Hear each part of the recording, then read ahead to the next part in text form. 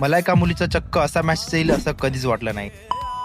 रामकृष्ण हरी, माझं नाव आहे महेश. दूधधंद्याचा व्यवसाय चालू केलाय. सध्या छोटा आहे परंतु खूप मोठा करायचा आहे आणि यासोबतच मी व्हिडिओ पण करत आहेत. मला जे अडचणी आल्या त्याच्यावर मी कसं सोल्युशन घेतलंय काय नाही याची जर्नी दाखवत आहे. आणि हे सगळं दाखवत असताना एका ताईचा मला मेसेज आला, दादा माझ्याकडे 2 म्हशी आहेत, त्यांचं दूध कधी काढायचं, त्यांना ढेप कधी टाकायचं, त्यांना चारा कधी टाकायचं, पूर्व व्यवस्थापन टायमिंग नुसार दे. तर ताईसोबत सगळ्यांनाच सांगूत मी माझ्या गोठ्याचं नियोजन कसं करतो ते. तर मी दररोज सकाळी 6 वाजता गोठ्यामध्ये येतो. आलं की लगेच म्हशीला खुराक टाकतो आणि धारा काढतो. आता सध्या 2च म्हशी आहेत त्यामुळे मला जास्त वेळ लागत नाही. 15 ते 20 मिनिटांमध्ये दूध काढणं होतं माझं. जिकडे एकीकडे मी दूध काढतो तिकडे आई त्याच टायमामध्ये शेण काढून टाकते. त्या गोठ्याच्या कामामध्ये आईचा सिंहाचा वाटा आहे. दूध आणि शेण काढायला जवळपास 40 ते 45 मिनिट जातात, म्हणजे 6:45 वाजता. त्यानंतर मी निघतो चारा घ्यायला. सध्या चारा मळ्यातून आणावं लागत आहे त्यामुळे निवांत कानात हेडफोन टाकायचे आणि चारा काढायचा. चारा घेण्यासाठी अर्धा घंटा लागतो जवळपास, कारण की आम्ही सकाळचा आणि रात्रचा दोन्ही एकदाच घेतो. त्यानंतर चाऱ्याची कुट्टी करायची आणि आपलं सकाळचं काम संपलं. आणि हा, डेअरीवर दूध टाकायचं तेवढं राहिलं. आता सकाळी किती फास्ट करायचं म्हणलं तरी 7:30 वाजतात आणि स्लो करायचं म्हणलं तर 8 वाजतात. तर आता दुपारी आखाड्यावर जायची गरज नाही, कारण की ऑटोमॅटिक पाणी केल्यामुळे पाण्याची ते सोय आहे आणि आम्ही चारा 2 टाइम टाकतो. त्यामुळे थेट मी सायंकाळी 5:30 ला आखाड्यावर जातो, खुराक वगैरे टाकतो आणि धारा काढतो. आणि सायंकाळी जास्तीत जास्त मला अर्धा घंटा लागतो. सकाळचे 2 घंटे आणि रात्रचा अर्धा घंटा असे मिळून 2.5 घंट्यामध्ये मला काम होत. आता सध्या म्हशी कमी आहेत त्यामुळे टाइम कमी लागत आहे. कमेंट मध्ये सांगा तुम्हाला किती टाइम लागतो.